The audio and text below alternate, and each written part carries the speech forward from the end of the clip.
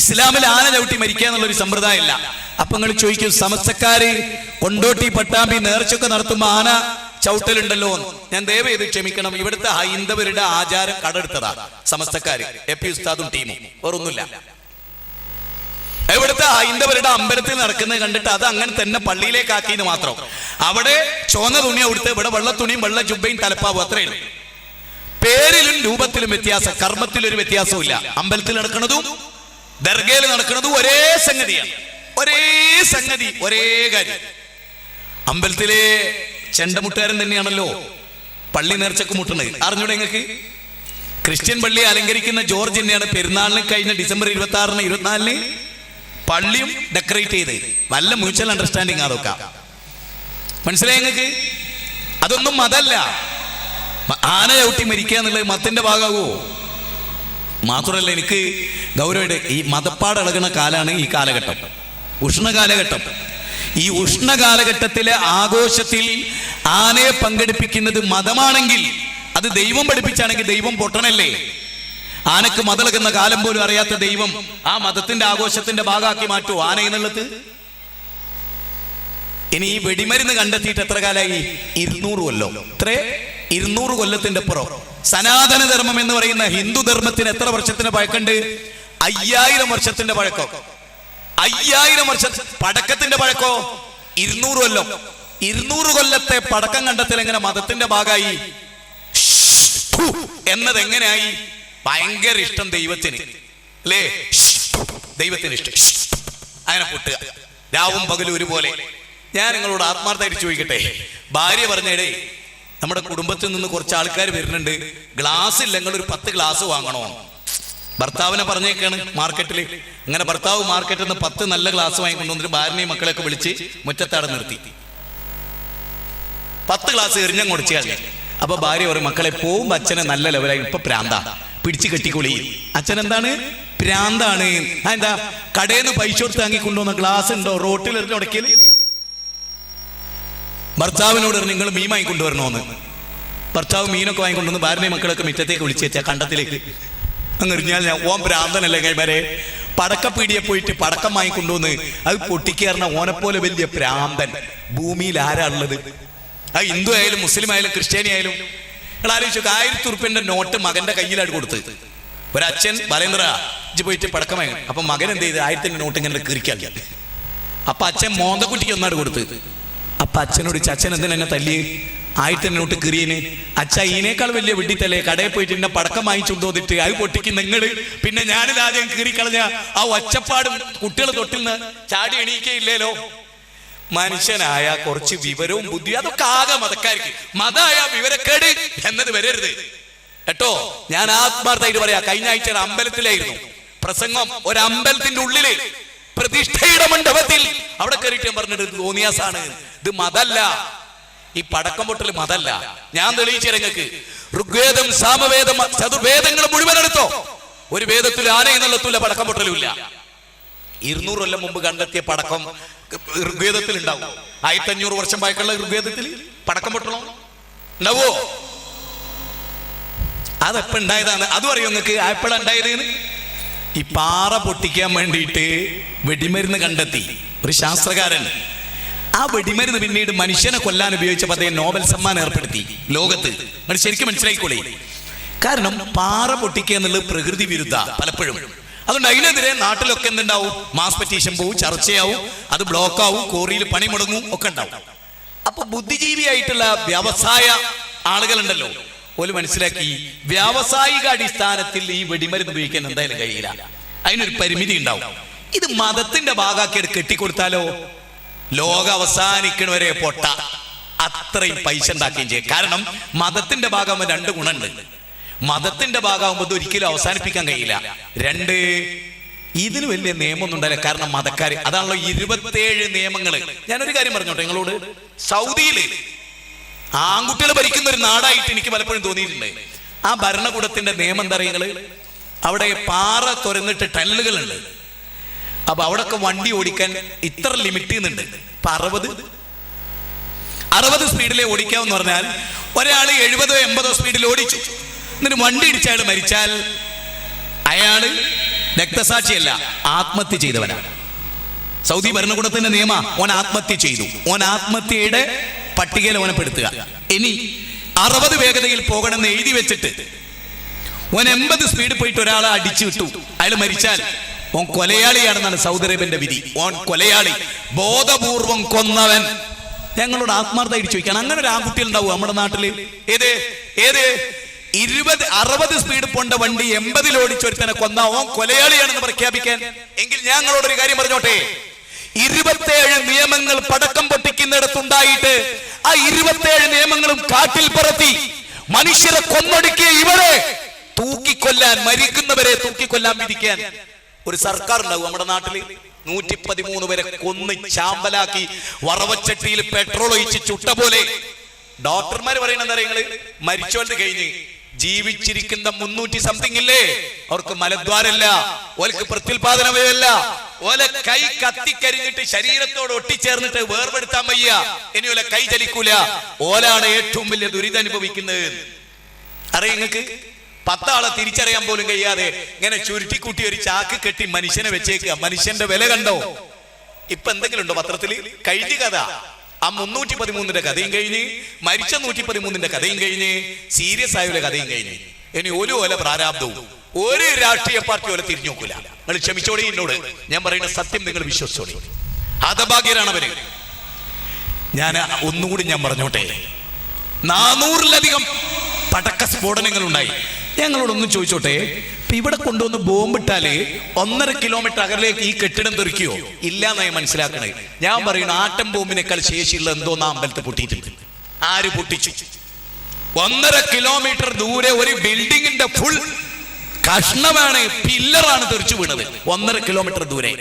എന്നിട്ടാ 2 വീലറിലോ മരിച്ച്. അവിടെ ആറ്റം ബോംബാ പൊട്ടിച്ച്? ആണോ? ആരെ ഈ നിയമങ്ങൾ ലംഘിച്ചോല്? ആരായി നിയമങ്ങൾ? എന്നിട്ട് ഈ ഓരോ പൊട്ടലുണ്ടാവുമ്പോ എന്താ പറയല്? ട്രെയിൻ തട്ടി ആദ്യം 13 ആള് മരിച്ചു. 2-3 ആള് മരിച്ച സംഭവം ഞാൻ പറയില്ല. 13 ആള് മരിച്ചപ്പോ പറഞ്ഞ് നിയമം ശക്തമാക്കണമായിരുന്നു. അപ്പൊ 28 ആള് മരിച്ചു. അപ്പൊ ഒന്നുകൂടി പറഞ്ഞു ഒന്നുകൂടി സ്ട്രോങ് ആക്കണം. അപ്പൊ 68 ആള് മരിച്ചു. 68 മരിച്ചപ്പോ സർക്കാർ പറഞ്ഞു ഒന്നുകൂടി ഉഷാറാക്കണം. അപ്പൊ 113 മരിച്ചു. ഇനി ഞങ്ങളോട് 313 മരിക്കും. 313 അന്നും കണ്ണോർക്കൂല സർക്കാർ. വോട്ട് മതി എല്ലാവർക്കും. ഞാൻ പറയുന്നത്, ഇലക്ഷനിൽ തോറ്റാ പോലും ആ പാവപ്പെട്ടവരുടെ പേരിൽ ഇനി ഒരിക്കലും പടക്കം പൊട്ടരുത് എന്ന് നിയമമെടുക്കാൻ ഏതെങ്കിലും ഒരു സർക്കാരിന് സാധിക്കുമോ? സാധിക്കൂല. അതുകൊണ്ടാണ് ബിസിനസ്സുകാരൻ എന്ത് ചെയ്തത്?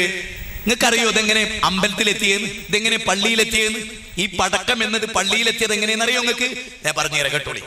അതായത് ബിസിനസ്സുകാരിങ്ങനെ ചിന്തിച്ചോ മനസ്സിലായി, ഇത് മധുവായിട്ട് കൂട്ടിക്കെട്ടണോ? അപ്പൊ മതാധ്യക്ഷന്മാരില്ലേ, എല്ലാ പ്രബല മതങ്ങളുടെ അക്കാലത്ത് അധ്യക്ഷന്മാർ ഓലെടുക്കുന്ന ചോദിച്ചു, നിങ്ങൾക്കൊരു കമ്മീഷൻ തരും, ഇത് മതത്തിന്റെ ഭാഗമാക്കി മാറ്റി തരുവോ? അങ്ങനെ ആക്കി കൊടുത്തതാ. എന്നെ മാറ്റാൻ കഴിയണമെങ്കിലേ നട്ടല് നല്ല ഉഷാറുള്ള ഒരാണ് ഈ രാജ്യത്ത് ജനിക്കണം. മതത്തിന്റെ ഭാഗമല്ല, പടച്ചോൻ ഇഷ്ടല്ല. പടച്ചോൻ പടക്കം പൊട്ടിയിട്ട് കരിഞ്ഞ് ഉണങ്ങിയ കുറെ മനുഷ്യന്മാരെ കാണാൻ പടച്ചോൻ എന്ത് പൂതിയാന്നാ. അതുകൊണ്ട് ഞാൻ ഹിന്ദുക്കളോടും മുസ്ലിങ്ങളോടും ക്രിസ്ത്യാനോടും പറയുന്നു, ഇതിനൊറ്റ വഴിയേ ഉള്ളൂ. അപ്പൊ എന്തൊക്കെ ഗുണമുണ്ട് അറിയങ്ങള്? അതോട് പറഞ്ഞുതരാം. പോലീസുകാരന് ടെൻഷനില്ല, ജില്ലാ കളക്ടർ ടെൻഷനില്ല, അധികാരികൾക്ക് ടെൻഷനില്ല, നരേന്ദ്രമോദി പാഞ്ഞു വരണ്ട, രാഹുൽ ഗാന്ധി പാഞ്ഞു വരണ്ട, ആരും വരണ്ട. മാത്രമല്ല മരിച്ചോൽക്ക് 10 ലക്ഷം സർക്കാർ പ്രഖ്യാപിക്കണ്ട. അങ്ങനെ കോടിക്കണക്കിന് ഉറുപ്പ്യ, എത്ര കോടി ഉറുപ്പ്യപ്പായത്? ഒറ്റ വഴി കോടിയൊക്കെ ലാഭിക്കുക. പാവപ്പെട്ടവന്റെ പട്ടിണി മാറ്റുക, രോഗികളെ ചികിത്സിക്കുക, വിദ്യാഭ്യാസം ഇല്ലാത്തവർക്ക് വിദ്യാഭ്യാസം കൊടുക്കുക. പടക്കനി ജീവിതത്തിൽ ഇന്ത്യയിൽ പൊട്ടൂലാൻ തീരുമാനിച്ചാൽ ഒരു പ്രശ്നവുമില്ല. അതിന് കഴിയോ? അങ്ങനെ തീരുമാനിച്ച മനുഷ്യ കൂട്ടായ്മയുണ്ട്. ഞങ്ങളെ കണ്ട് പരിശോധിച്ചോളി. ഈ മുജാഹിദ് പ്രസ്ഥാനം ഇന്നുവരെ പനോലപ്പടക്കം പൊട്ടിക്കാത്ത പ്രസ്ഥാനം. ഞങ്ങളൊരു പനോലപ്പടക്കം പൊട്ടിച്ചിട്ട് തൊട്ടയൽപ്പത്തെ മാധവന്റെ കുട്ടി തൊട്ടിൽ നിന്ന് എഴുന്നേറ്റിട്ടില്ല മനുഷ്യരെ. ആ മനുഷ്യ സ്നേഹത്തിന്റെ മതം, മാനവികതയുടെ മതം. എനിക്ക് നിങ്ങളോട് പറയാനുള്ളത്, ഞാൻ വളരെ ഗൗരവമായി അതിനെ പറ്റി പറയുന്നു. ഞാൻ കണ്ട മുഴുവൻ മന്ത്രിമാരോടും ഞാനത് പറയുന്നുണ്ട്, അമ്പലത്തിലും ഞാനത് പറയുന്നുണ്ട്. ഇനി മേലിൽ പൊട്ടരുത് ഈ രാജ്യത്തത്. ഏതെങ്കിലും ഒരു ബസ് സ്റ്റാൻഡിൽ ചെങ്ങായിമാരെ ഒരു ഗുണ്ടും പൊട്ടിയാൽ ലോക തീവ്രവാദത്തിന്റെ ബന്ധം പറയുന്ന നാം 1.5 കിലോമീറ്റർ 2 കിലോമീറ്റർ അകലേക്ക് ഇതിന്റെ ദുരന്തം ഉണ്ടായി എന്ന് അവിടെ പൊട്ടി യഥാർത്ഥ പടക്കല്ല എന്ന് മനസ്സിലാക്കാൻ എന്തോ ചില നിഗൂഢതകളൊക്കെ ഉണ്ടാവും. എന്താ സംഭവം? പാവപ്പെട്ടവർക്ക് അറിയോ? അമ്പലത്തുകാർക്ക് അറിയോ? ഒരു കാര്യവും അറിയില്ല. ഇനി പൊട്ടിക്കാൻ നേതൃത്വം നൽകിയല്ലോ എവിടെ? 1-2 ആൾ പൊട്ടിപ്പോയി, ബാക്കിയുള്ളവരൊക്കെ എവിടെ? ഒളിവില. കിട്ടിയോ? എന്തൊക്കെ നടന്നോ? ഇവിടെ CBI അന്വേഷണം വേണമെന്ന്. എന്തിനാ അന്വേഷിക്കേണ്ടത്? നിങ്ങൾ അതിൽ ആലോചിച്ച് നോക്കി. ഈ പടക്കു കയറ്റി എന്തിനാ പടക്കശാലയിലൊക്കെ ചെങ്ങായി ഓടിയത്? അതൊക്കെ നിങ്ങൾ നെറ്റിൽ ചാനലിൽ കണ്ടല്ലോ. എന്താ അവിടെ സംഭവിച്ചത് സുഹൃത്തുക്കളെ? 27 നിയമങ്ങൾ ലംഘിക്കുമാറ് എന്താ ഇതിൽ മ്യൂച്വൽ അണ്ടർസ്റ്റാൻഡിങ്? എത്ര റുപ്യ ഓരോരുത്തർ കൈപ്പറ്റണത്? കൈക്കൂലി അവസാനിച്ചാലും ഇത് അവസാനിക്കട്ടോ? അതും ഞാൻ പറഞ്ഞുതരാം. നിയമം പോലെ നടക്കുന്ന അവസ്ഥ ഉണ്ടായാൽ, നിങ്ങൾക്കറിയോ, ഗൾഫ് രാജ്യത്ത് പോയ മലയാളികളായ ഹിന്ദു ക്രിസ്ത്യാനി ഉണ്ടല്ലോ, UAE-യിലും ഖത്തറിലും ഒക്കെ. അവിടെ നിങ്ങൾ നോക്കൂ, ഒരു സിഗ്നല് റെഡ് ലൈറ്റിൽ ക്രോസ് ചെയ്ത 6000 റിയാൽ അടക്കണമെന്ന് നിയമം അടുത്ത് എത്ര ശ്രദ്ധിക്കുന്നുണ്ട്? അറബ് നാടുകളുടെ നിയമത്തിന്റെ സ്ട്രിക്റ്റ് കൊണ്ട് എത്ര സൂക്ഷ്മമാണ് അവിടെ. നമുക്കെന്താ പറയുക, കൈക്കൂലി ആര് കൊടുത്താലും വാങ്ങിക്കോളൂ, പള്ളർച്ചും കൊടുക്കണമെന്ന് മാത്രം. അത് വാങ്ങാത്തൊരുത്തനുണ്ടാവില്ല. അത് കൊടുക്കൽ ഒരു ആചാരമായി തീർന്നിരിക്കും നമ്മുടെ നാട്ടില്. അതുകൊണ്ട് ഇതൊക്കെ കൊടുത്ത് കയ്യിലെടുത്തോലും ഇതൊക്കെ ചെയ്യും.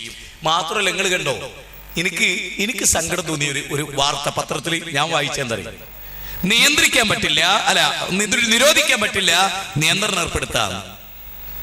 എന്താ പറ്റാത്തത്? എന്നിട്ട് വളരെ ഉത്തരവാദിത്തപ്പെട്ട ഒരു ഭരണാധികാരി പറയുന്നു, എന്ത്, ഇത് മതത്തിന്റെ ഭാഗമാണ്, ആചാരത്തിന്റെ ഭാഗമാണ്. ഞാൻ നിഷേധിക്കുന്നു, മതത്തിന്റെ ഭാഗമല്ല, ആചാരത്തിന്റെ ഭാഗമല്ല. സംവാദം നടത്തിക്കൊടി. അത് മതത്തിന്റെ ഭാഗമല്ല, ഒരു മതത്തിന്റെ ഭാഗവുമല്ല, ബിസിനസിന്റെ ഭാഗമാണ്. അത് മുതലാളിമാരുടെ പണം ഉണ്ടാക്കുന്നതിന്റെ ഭാഗമാണ്. അതുകൊണ്ട് ജനങ്ങൾ ശക്തമായി അതിനെ എതിർക്കണം. മനുഷ്യ സ്നേഹികൾ, എനിക്ക് സഹിക്കാത്തോണ്ട് പറയാം, ഹിന്ദു ആയാലും മുസ്ലിം, ശരിക്കും വേണ്ട എന്താ, ഒരു മുസ്ലിമായ ഞാനൊരു ഭീകരവാദിയാണ്, ഞാൻ വേണ്ടെന്താ, 100 ചില്ലാണ് ആളാ മുസ്ലിങ്ങൾ മരിച്ചല്ലോ, അൽഹംദുലില്ലാ എന്നാ പറയണ്ടേ? ഞാനതല്ല പറയുന്നത്. ഭരിക്കാൻ പാടില്ല ഇവിടെ ഒരു ഹിന്ദുവും. അമ്പലവും ആരാധനയൊക്കെ സമാധാനത്തിന്റെ കേന്ദ്ര, അതിങ്ങനെ പേടിച്ച് കളിക്കേണ്ട കേന്ദ്രമല്ല. അല്ലെങ്കിൽ നിങ്ങൾ ആലോചിച്ച് നോക്ക്, സമാധാനത്തിന്റെ കേന്ദ്രമായ അമ്പലത്തില് മറ്റൊങ്ങനെ എന്താ പൊട്ടൂല ഇങ്ങനെ കളിക്കേണ്ട സ്ഥലം അമ്പലം? നിങ്ങൾ മനുഷ്യന്മാരെ നിങ്ങൾ ആലോചിച്ചിട്ടുണ്ടോ? ഞാനിത് നിധി കാക്കുന്ന അമ്പലത്തെ കുറിച്ച് പറഞ്ഞപ്പോൾ ഞാൻ പറഞ്ഞിട്ടുണ്ട്, AK-47 പോലീസുകാർ ഇങ്ങനെയൊക്കെ കറുത്ത മുഖംമൂടിയും ധരിച്ച് ആ അമ്പലത്തിൽ മനുഷ്യന് സമാധാനത്തോടുകൂടി ആരാധന നടത്താൻ പറ്റുമോ? ഈ ചെങ്ങായി അറിയാണ്ട് പിടിച്ചു പോയാൽ മറ്റോടെ പള്ളയെ കയറിയാൽ പോലത്. ഒരു സമാധാന അമ്പലത്തിലുമില്ല, പള്ളിയിലുമില്ല, ഒക്കെ പൊട്ടുന്ന സ്ഥലം. അപ്പോ അതുകൊണ്ട് ഈ പയ്യോടി അങ്ങാടിയുള്ള മനുഷ്യന്മാരോട് നിങ്ങൾക്ക് എന്നെ കുറിച്ച് ഒന്നും തോന്നുന്നുണ്ട് കേട്ടോ. ഞാൻ ഈ മനുഷ്യരെ കുറിച്ച് ചിന്തിച്ചിട്ട് ഉറങ്ങാത്ത മനുഷ്യനാണ് ഞാൻ. സത്യം, ഞാൻ ഖത്തറിലായിരുന്നു. അവിടെ പടക്കം പൊട്ടുമ്പോൾ നിങ്ങൾ ചോദിച്ചു നോക്കി, എന്റെ സുഹൃത്തുക്കൾ, എനിക്ക് ഉറങ്ങാൻ കഴിഞ്ഞിട്ടില്ല ഒരാഴ്ചത്തോളം. ഇത് ഓർത്തിട്ട്, ആ പാവങ്ങളെ കുറിച്ച് ഓർത്തിട്ട്, ആ കഷ്ടപ്പെടുന്നവരെ കുറിച്ച് ഓർത്തിട്ട്, അച്ഛനമ്മമാർ നഷ്ടപ്പെട്ട കുട്ടികളെ കുറിച്ച് ഓർത്തിട്ട്, ഭർത്താവ് നഷ്ടപ്പെട്ട വിധവകളെ കുറിച്ച് ഓർത്തിട്ട്, ആർക്കാ അവിടെ സങ്കടം? ഒറ്റ വഴി, അമ്പലത്തിൽ ഇനി വേണ്ട, പള്ളിയിൽ വേണ്ട, ചർച്ചിൽ അത് വേണ്ട, ഒരു കല്യാണാഘോഷത്തിൽ അത് വേണ്ട. മുസ്ലിങ്ങൾ വൃത്തികെട്ടെ കല്യാണ വീടുകളിൽ വരെ വൃത്തികെട്ട ചില ചെറുപ്പക്കാർ കൊണ്ടുപോയി പൊട്ടിക്കുന്നുണ്ട് ഈ പന്നിവെടിയും ഗുണ്ടും മറ്റ് സാധനങ്ങളൊക്കെ. മതല്ല അത്. എന്നിട്ട് മനുഷ്യന്റെ കൈ മുറിഞ്ഞു പോവുകയെ, മനുഷ്യന്റെ കൈയേറ്റു പോവുകയെ. അതാണോ സന്തോഷം? അതാണോ ആഘോഷം? ആകാശേക്ക് ഇങ്ങനെ പോയിട്ട് പച്ചയും ചുവപ്പും കുറെ കഴിഞ്ഞ്, അതാ മനുഷ്യൻ? അതിൽ ഒരെണ്ണം പൊട്ടിക്കുന്നതിന് പൈസ പോലെ കഴിയും. ചോർന്നൊരിക്കുന്ന വീട്ടിലെ കല്യാണം നമുക്ക് പുരണ്ടാക്കി കൊടുക്കാൻ. കഴിഞ്ഞ പൊട്ടലിൽ ഒരു അമ്മ അപേക്ഷിച്ചിരുന്നാൽ എന്റെ വീടിന് വിള്ളലിൽ അത് നന്നാക്കി തരും. എന്നിട്ട് നന്നായി കൊടുത്തു. അതുവരെ അതിന്റെ അടുത്ത് ആ അമ്മ ഞെട്ടിണിക്കുന്ന എങ്ങനെ അറിയോ? എന്തോ ഒരു സാധനം വന്നു വീണപ്പോ ഒരു വലിയ ബിൽഡിങ്ങിന്റെ കഷ്ണവും ഇത്ര പോകുന്നൊരു കൈപ്പടവും ഇവിടെ ഇങ്ങോട്ട് ആ അമ്മ എഴുന്നേക്കാണ്. ഏതമ്മ? മുമ്പ് അവിടെ പൊട്ടിയിട്ട് വീട് പൊട്ടിപ്പോയ അമ്മ സർക്കാരിന് അപേക്ഷ കൊടുത്തിട്ട് പരിഹരിക്കാൻ ആരുമില്ലാത്ത അമ്മ. ആ അമ്മ ഒരു പെണ്ണിനെയാണോ ഉമ്മാന്ന് ഞാൻ വിളിക്കണ അതേ വികാരം തന്നെയാ അമ്മേ എന്ന് ബാലേന്ദ്രൻ വിളിക്കുമ്പോൾ ഉണ്ടാകുക. മനസ്സിലായിക്കോളെ. അത് മനസ്സിലാക്കാനൊന്നും ഇനി ആരും ഉണ്ടാവും. ഞാനൊരു കാര്യം കൊണ്ട് പറഞ്ഞുതരാം. ഹൈന്ദവരോടും ക്രൈസ്തവരോടും മുസ്ലിം നമ്മളെ നന്നാക്കാൻ വലിയ നേതാക്കന്മാരൊന്നും വരൂല. നമ്മൾ സ്വയം നന്നാകും. ഞങ്ങളോട് പറയുന്നത് രാഷ്ട്രീയ പാർട്ടികളും മതസംഘടനകളും ഒന്നും നമുക്ക് വേണ്ടി വല്ലാണ്ട് പണിയെടുക്കുന്നു വിചാരിക്കണ്ട. അതിനോട് രാഷ്ട്രീയക്കാർക്കൊന്നും ദേഷ്യം പിടിക്കണ്ട. ഞാൻ പറയുന്നുള്ളതാണ്, മനുഷ്യ സ്നേഹികൾക്ക് സ്നേഹിക്കയില്ല ഞാൻ നോവുമാത്മാവിനെ സ്നേഹിച്ചിടാത്തൊരു തത്വശാസ്ത്രത്തിനല്ലേ വയലാറിന്റെ കവിത അല്ലേ? സ്നേഹത്തിൽ നിന്നുദിക്കുന്നു ലോകം, സ്നേഹത്താൽ വൃദ്ധി തേടുന്നു, സ്നേഹമാണകിലസാരമൊഴിയിൽ, സ്നേഹിക്ക ഉണ്ണി നീ നിന്നെ ദ്രോഹിക്കുന്ന ജനത്തെയും. അങ്ങനെ പഠിപ്പിച്ചു. അതുകൊണ്ട് എല്ലാവരോടും എനിക്ക് പറയാനുള്ളത്, മനുഷ്യന് മൂല്യം ഉണ്ടാകും. മനുഷ്യനെ കൊല്ലരുത്, അനാവശ്യമായി മനുഷ്യരെ നശിപ്പിക്കരുത്. ഇതാണ് പ്രധാനം. പിന്നെ മദ്യപാനത്തിൽ നിന്നുള്ളൊരു മോചനം ഉണ്ടാവും.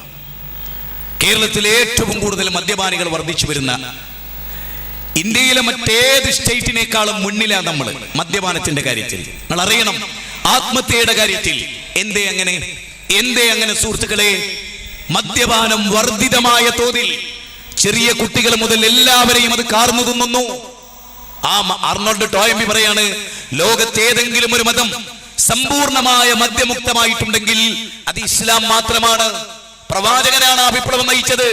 20 ഭൗതിക സാമ്രാജ്യങ്ങളിലും മദ്യമുക്തമായ രാജ്യം. ഒരു ജ്വല്ലറിയുടെ സെക്യൂരിറ്റിക്കാരൻ, അയാള് ന്യൂ ഹോപ്പിൽ വന്നു. മൗലാന ഹോസ്പിറ്റലിന്റെ കീഴിലെ മദ്യത്തിന് അഡിക്റ്റായ, മയക്കുമരുന്നിന് അഡിക്റ്റായ, കഞ്ചാവിന് അഡിക്റ്റായ ഒക്കെ ആളുകളെ ചികിത്സിക്കുന്ന ഒരു ഹോസ്പിറ്റൽ.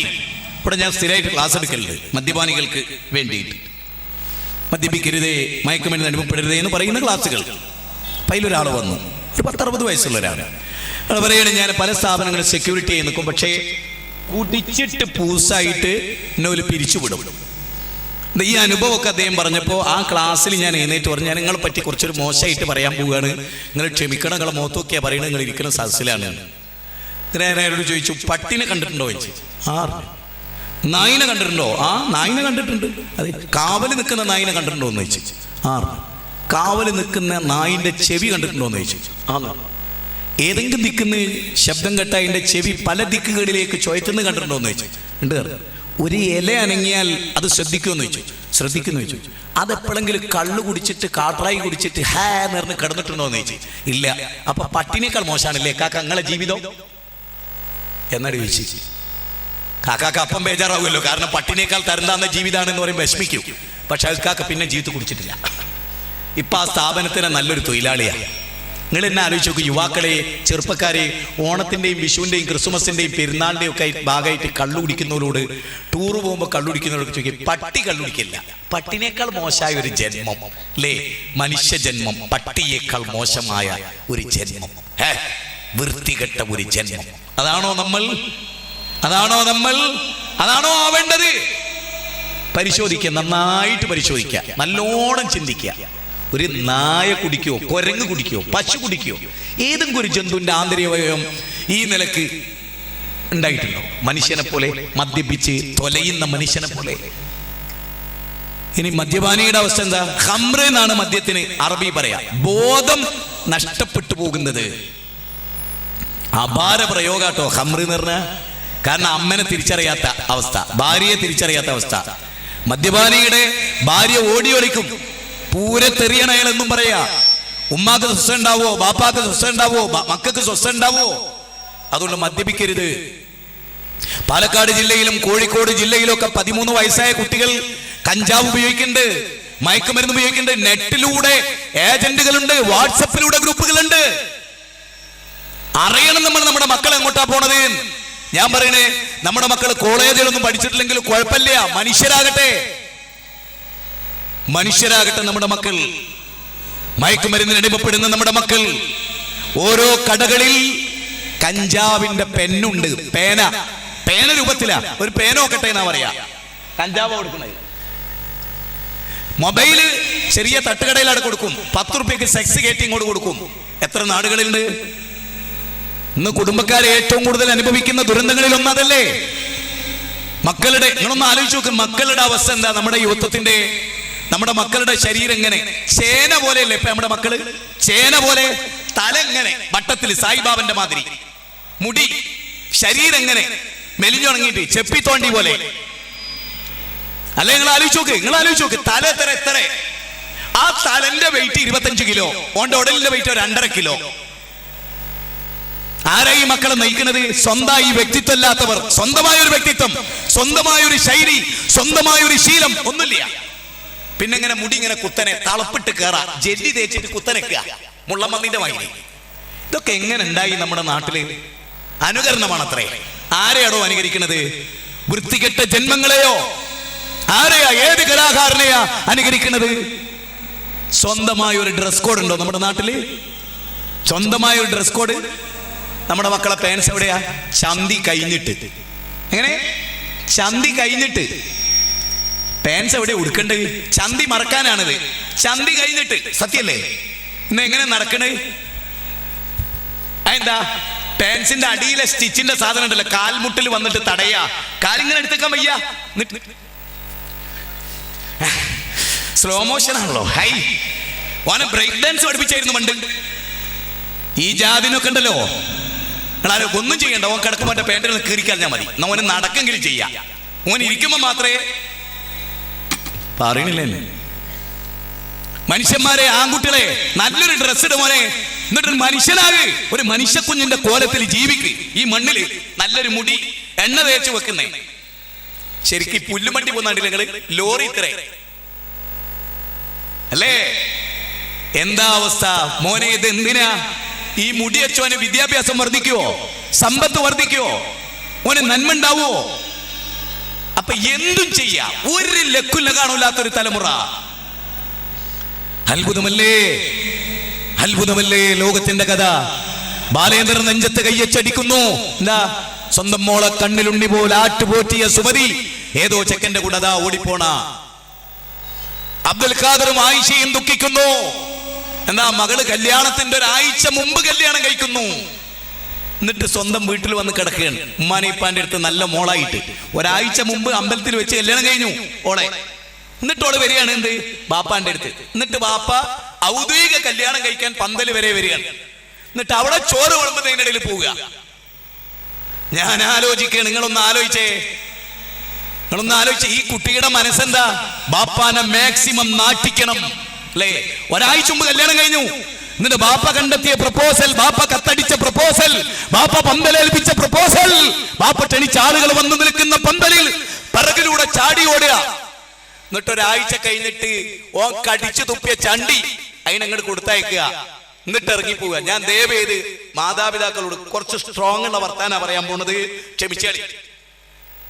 ഈ ഗർഭപാത്രത്തിൽ കുട്ടി പെണ്ണാണെന്ന് അറിഞ്ഞാൽ ഗർഭപാത്രത്തിൽ ഒരു തെറ്റും ചെയ്യാത്ത ഭ്രൂണത്തെ കൊല്ലുന്നില്ലേ? ഞാൻ എല്ലാ ജാതി മതക്കാരോടും ചോദിക്കുകയാണ്, ഭാര്യന്റെ ഗർഭപാത്രത്തിൽ പെണ്ണാന്ന് അറിഞ്ഞാൽ ഭ്രൂണഹത്യ ചെയ്യുന്നില്ലേ? ഒരു തെറ്റും ചെയ്യാത്ത ഭ്രൂണത്തെ. എങ്കിൽ കല്യാണം ഒരാഴ്ച മുമ്പ് കഴിഞ്ഞിട്ട് ബാപ്പാക്ക് ഉമ്മാനെ അറിയിക്കാതെ ബാപ്പ ഇമ്മയും തീരുമാനിച്ച കല്യാണത്തിന് അഭിനയിച്ചു വന്ന് കല്യാണത്തിന് എല്ലാരും വന്നിട്ട് നാണം കെടുത്തുന്നതിനല്ലേ കൊല്ലേണ്ടത്? ബാപ്പ ഉമ്മ അതിനല്ലേ കൊല്ലേണ്ടത്? അതിനെയാണോ സ്വീകരിക്കുക? ഒരു തെറ്റും ചെയ്യാത്ത ഭ്രൂണത്തെ കൊല്ലുന്നവർ ഇമാതിരി പരാക്രമം ചെയ്തതിനെ പിന്നെ മനുഷ്യനായി സ്വീകരിക്കേ? എന്റെ അഭിപ്രായത്തെ തെരുവിലേക്ക് വിടുക, തെരുവിൽ വിടുക. അങ്ങനെ ജന്മം നശിച്ച് തകർന്ന് തരിപ്പണായി പോകും. നിങ്ങൾ ആലോചിച്ചുണ്ടോ? 10-20 കൊല്ലം പൂച്ചിയ ബാപ്പ, അമ്മ, അച്ഛനമ്മ, അവരുടെ സ്നേഹത്തിന്റെ മുമ്പിൽ എന്തുണ്ടത്? എവിടെയോ വെച്ചൊന്ന് വിളിച്ചു എന്നതുകൊണ്ട്, വാട്സപ്പിൽ ഒരു മെസ്സേജ് അയച്ചു എന്നതുകൊണ്ട്, വരുമ്പോ 2 വീലറിൽ നിന്ന് കാത്തുനിന്നു എന്നതുകൊണ്ട്, ഒരു ഐസ്ക്രീം സെന്ററിൽ നിന്ന് ഒരു ഐസ്ക്രീം തന്നു എന്നതുകൊണ്ട് അവനെ തെരഞ്ഞെടുക്കുകയും കോടതി വരാന്തകളിൽ സ്വന്തം മാതാവിനെ തള്ളിക്കളയുകയും ചെയ്യുന്ന ഈ ജന്മത്തെ എങ്ങനെ സൂക്ഷിക്കും മനുഷ്യരെ? കൊയിലാണ്ടി കോളനിയിലെ കള്ള് കാച്ചുന്ന ഒരു ചെക്കൻ ഒരു മുസ്ലിം പെൺകുട്ടിയെ നന്മണ്ടയിൽ നിന്ന് കൊണ്ടുവന്നു. കോടതിയിൽ ഈ പെൺകുട്ടിന്റെ ബാപ്പ ഇമ്മയും വന്നു. കോടതിയിലെ ജഡ്ജി ചോദിക്കണം, മോളെ ഈ ആരെ കൂടെയാ പോണത്? അപ്പൊ ആ സത്ത് പറയാണ്, എന്ത്? ഞാൻ എന്റെ കൂടെയാ പോണത്. അപ്പൊ ഇത് കേട്ടപ്പോ ഉമ്മ ബോധം കെട്ടു വീണു. അപ്പൊ ഈ പെണ്ണുണ്ടല്ലോ, ഈ തള്ളന്റെ പള്ളയെന്ന് പുറത്തു വന്ന പെണ്ണ് ജഡ്ജിനോട് പറയാം, അതിന്റെ ഉമ്മാന്റെ അഭിനയാണ്. നല്ല 4 കോർണറിലെ മുട്ടി കൊണ്ട് തലക്കടിക്കണ്ടോ?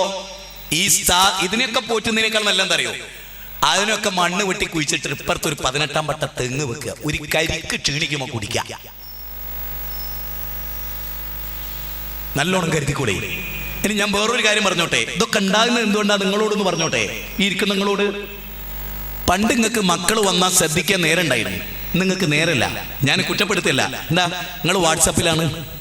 മോള് വന്നോ കണ്ടിട്ടില്ല, അച്ഛൻ പോയതും കണ്ടിട്ടില്ല, മറ്റോൻ ഇറങ്ങിപ്പോയതും കണ്ടില്ല, മറ്റോൻ കയറിയൊന്നും കണ്ടില്ല, മോളെ ബെഡ്റൂമിലേക്ക് വേറൊരു ചെക്കൻ കയറിയത് പോലും നിങ്ങൾ അറിഞ്ഞിട്ടില്ല, ഒന്നും അറിഞ്ഞില്ല, എല്ലാം കഴിഞ്ഞവൻ അങ്ങനെ ഉണ്ടായി. കോഴിക്കോട് ജില്ലയിൽ അധിക ദിവസവും ഒരു ചെക്കൻ പെണ്ണിന്റെ കൂടെ അന്തിക്കൂട്ട് കിടക്കുന്നു. +1 വിദ്യാർത്ഥി. ബാപ്പ അറിയുന്നില്ല, അമ്മ അറിയുന്നില്ല.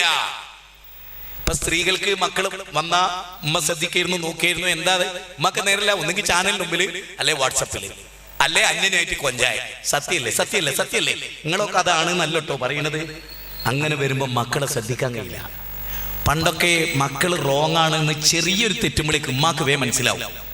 ഇന്ന് ഉമ്മാക്ക് ഈ ക്യാൻസറിന്റെ 4 സ്റ്റേജ് കഴിഞ്ഞിട്ട് ഡോക്ടർമാർ പറയുന്ന പോലെ എല്ലാ സ്റ്റേജും കഴിഞ്ഞ് സാധാരണ കോളേജിൽ പോലും എന്തിനാ പഠിക്കാനാ. ഇപ്പൊ 9 മാസത്തിന്റെ കോഴ്സ് പൂർത്തിയാക്കാനാ പോകുന്നത്. 9 മാസത്തിന്റെ കോഴ്സ് എന്താണെന്ന് മനസ്സിലാക്കിയാർക്കെങ്കിലും എന്നെ കൊണ്ട് തെളിച്ച് പറയിപ്പിക്കരുത്. ഇപ്പൊ കോളേജിലൊക്കെ ചേരുന്നതിന് എന്തിനാണ്? 9 മാസത്തിന്റെ കോഴ്സ് പൂർത്തിയാക്കി അവിഹിത ബന്ധത്തിന്റെ സർട്ടിഫിക്കറ്റ് വാങ്ങി തിരിച്ചു പോരാൻ. ക്ഷമിക്കണം മനുഷ്യന്മാരെ, ചെറുപ്പക്കാരെ, ഒരു ബോധവൽക്കരണം ആവശ്യമാണ്. പള്ളി മിനാരങ്ങളിലെ അറബി ഖുതുബ മാറ്റിവെച്ച് മലയാളത്തിൽ ഒരു ഖുതുബ ആവശ്യമാണ്. ജനങ്ങളെ ഖുർആൻ ഓതി ഉത്ബുദ്ധരാക്കണം. പള്ളിയിൽ സമസ്ത സുന്നികൾ വരുവോ? പള്ളിയിൽ ഏറ്റവും കൂടുതൽ ഓടിപ്പോകുന്ന പെൺകുട്ടികൾ എവിടെയാ? ഒരു ഖുതുബ ജീവിതത്തിൽ കേട്ടിട്ടില്ല, ഒരു പ്രസംഗം കൂടുതൽ. അതുകൊണ്ടാണല്ലോ പ്രോഫ്കോളിന് വന്ന കുട്ടി പ്രേമം അവസാനിപ്പിക്കുന്നത്, ഖുതുബക്ക് വന്ന കുട്ടി മാറുന്നത്. എന്നാ ഖുതുബ കേട്ടിട്ട് നന്നാത്തണ്ടോ? അപ്പൊ ആ വീട്ടിൽ എന്തോ ഒരു പ്രശ്നം ഉണ്ടാവും. അത് ശരിക്കും ശ്രദ്ധിച്ചു നോക്കിയാൽ നിങ്ങൾക്ക് മനസ്സിലാവും. മാതാപിതാക്കൾ ശ്രദ്ധിക്കും. മാതാപിതാക്കൾ വിചാരിക്കുന്നറിയോ, നല്ല ഭക്ഷണം കൊടുക്കലും നല്ല ഡ്രസ്സ് വാങ്ങിക്കൊടുക്കലും നല്ല പുസ്തകം വാങ്ങിക്കൊടുക്കലും നല്ല കോളേജിൽ ചേർത്തലാണ് ഒരു ബാപ്പാന്റെ ഇമ്മാന്റെ സ്നേഹം എന്ന്. അല്ല, കുട്ടിയുടെ ആവശ്യം അനാവശ്യം അറിയണം. കുട്ടി 8 മണിക്ക് പോകണം, 7:00 പോവാണ്. എന്താ അന്ന് പോണത്? എന്താ ഒരു 7:30? എന്തിനാ അരമണിക്കൂർ നേരത്തെ? ബാപ്പ കൊണ്ടായിക്കോളാം, ഇരിക്കവിടെ. അത് പറഞ്ഞില്ല, മോള് പോയി, ചോദിച്ചിട്ട് പോലുമില്ല അല്ലേ? അങ്ങനത്തെ ഒരു അവസ്ഥയല്ലേ ഇവിടെ ഉള്ളത്? അങ്ങനത്തെ ഒരു അവസ്ഥയല്ലേ ഇവിടെ ഉള്ളത്? ഇവിടെ എന്താ ഉള്ളത്? തിന്മയല്ലാതെ. അതുകൊണ്ട് ഞാൻ എല്ലാവരോടും പറയണം, മക്കളുടെ കാര്യത്തിൽ ജാഗ്രത പുലർത്തിക്കോളി. മക്കളുടെ കാര്യത്തിൽ ജാഗ്രത പുലർത്തിക്കോളി. ഭാര്യയുടെ കാര്യത്തിൽ ജാഗ്രത പുലർത്തിക്കോളി. അതുപോലെ ഭർത്താവിന്റെ കാര്യത്തിൽ ജാഗ്രത പുലർത്തിക്കോളി. കുടുംബമൊക്കെ നന്നാക്കാൻ ശ്രമിച്ചോളി. ഖാനിതാത്തുൻ ഹാഫിളാത്തുൻ ലിൽ ഗൈബി ബിമാ ഹഫിളല്ലാഹ്. ഭർത്താവിന്റെ അഭാവത്തിൽ പടച്ചോനെ പേടിക്കുന്ന പെണ്ണ്. ചുറ്റും കറുത്തു തമോമയമായി ഇരുമുട്ടും ഇരവിതിൽ ഏകാകിയാണ് ഞാൻ, കൂട്ടിനൻ തോഴനില്ലായികയാൽ എൻ നിദ്ര പറന്നുപോയോ എന്ന് പറഞ്ഞില്ലേ ഉമർ ഇബ്നുൽ ഖത്താബ് റളിയല്ലാഹുവിന്റെ കാലത്ത്? എന്റെ ആട്ടുകട്ടിലിൽ ഞാൻ ഒരു അന്യപുരുഷനെ സ്വീകരിക്കുമായിരുന്നു. എന്റെ ഭർത്താവ് പട്ടാളത്തിലാണ്, എന്റെ നാഥന്റെ ദൃഷ്ടിയിൽ നിന്ന് എനിക്ക് തെന്നിമാറാൻ കഴിയില്ലല്ലോ എന്ന് വിചാരിച്ചിട്ടാണ്. അതേ, പതിസ്ഥാനത്തിരുന്ന് ഇന്ന റബ്ബക ലബിൽ മിർസാദ്, പതിസ്ഥാനത്തിരുന്ന് പടച്ചോൻ കാണുന്നുണ്ട്. ആ പടച്ചോനെ പേടിക്കുക. അതാണ് ആയിഷ ബീവി പറഞ്ഞ എന്ത്? അള്ളാനെ ശരിക്കായിട്ട് പഠിപ്പിച്ചു കൊടുത്തപ്പോ കള്ളുടിക്കരുത് എന്ന് മനസ്സിലായി, പലിശ കൊടുക്കരുതെന്ന് മനസ്സിലായി, എല്ലാ തിന്മയിൽ നിന്ന് അവർ രക്ഷപ്പെട്ടു. ഞാൻ യുവാക്കളോട് പറയാണ്, നിങ്ങൾ ആത്മാർത്ഥമായിട്ട് ആലോചിച്ച് നിങ്ങളെ ജീവിതം കൊണ്ട് നിങ്ങൾക്ക് എന്തുണ്ടായി? ഇന്ന് ജീവിക്കുന്ന യുവത്തുണ്ടല്ലോ, ഈ മൊബൈലും വാട്സപ്പും സിനിമയും ഇറങ്ങിയ ജീൻസും ഒരു ബുള്ളറ്റും അങ്ങനെ ഒച്ചപ്പാടും ബഹളവും ഉണ്ടാക്കി അങ്ങാടി കൂടെ പോലാണ് ത്രില്ല് എന്നും ഒക്കെ മനസ്സിലാക്കുന്നവരോട് ഞാൻ ചോദിക്കണ, ജീവിതത്തിൽ എന്ത് നേടി? രാജ്യസ്നേഹിയായോ? ജനകീയനായോ? കുടുംബത്തെ പോറ്റുന്നവനായോ? സമൂഹത്തിന് ഇഷ്ടപ്പെട്ടവനായോ? സമൂഹത്തിന് ഉപകാരപ്പെട്ടോ? അല്ല നാഷണൽ വേസ്റ്റുകളായോ? എന്തായത്?